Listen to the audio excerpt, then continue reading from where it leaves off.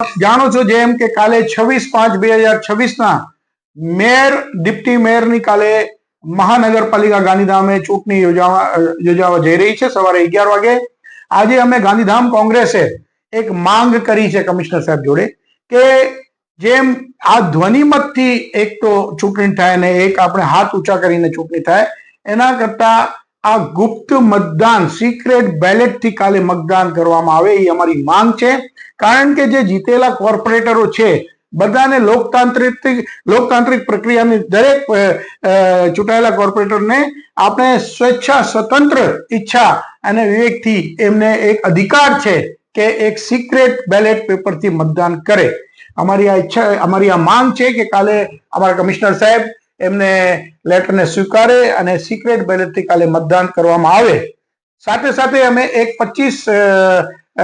એક લેટર દીધેલું છે મહાનગરપાલિકામાં 14/5/2026 જે આપણે 1 નંબર વોર્ડના મ્યુનિસિપલ કોર્પોરેટર શ્રી દીપક વાગમસિંહે એમને આપણે અયોગ્ય ઠેરવવા માટેની એક અમે અરજી કરેલી છે. દીપકભાઈ વાગમસિંહે અત્યારે મહાનગરપાલિકાની અંદર પોતે આજે કામ કરે છે અને ટેન્ડર પોતાના નામે, પોતાની કંપનીના નામે ટેન્ડર લે છે. કરોડો રૂપિયાના ટેન્ડર લીધેલા છે અને આપણે સમજી શકીએ કે Gujarat provisional municipal corporation act 1949 જે આ એક્ટ છે, એક્ટની બુક સેક્શન 10, એ સેક્શન 10 ના હિસાબે એ ગેરલાયક ઠેરાવ કરવામાં આવે એમને સેક્શન 10 ના હિસાબે.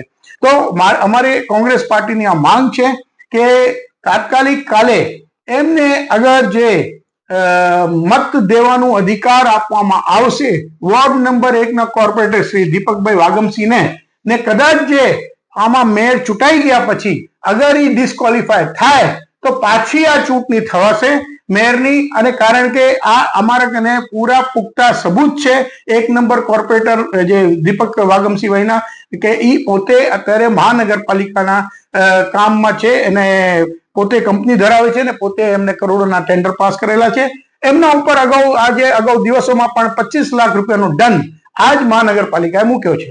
અમારી અત્યારે કમિશનર સાહેબને અપીલ છે, કાલે અમે અહીંયા સભાની અંદર અમે આ લેટર પણ રજૂ કરશું.